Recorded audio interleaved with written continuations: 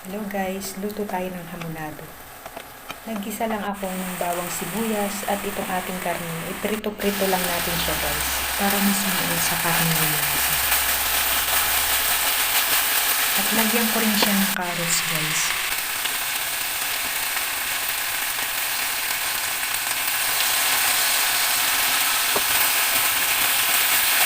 Nilagyan ko rin siya ng potato at ng ating peanut o pineapple. Haluin lang natin at lalagyan natin niya ng konting fish sauce o patis. Lagyan ko rin siya ng paminta at ng asin. Nilagyan ko rin siya ng tomato sauce guys. Haluin lang natin siya mabuti at ilalagay na natin ang pineapple juice. Pakukuluin natin yan at palalambutin sa pineapple juice. Lalagyan ko rin siya ng konting asukal guys, para medyo may tamis-tamis ng konti. At nilagyan ko rin siya ng cheese. Pakuluin lang natin. Thank you for watching. Bye-bye. God bless.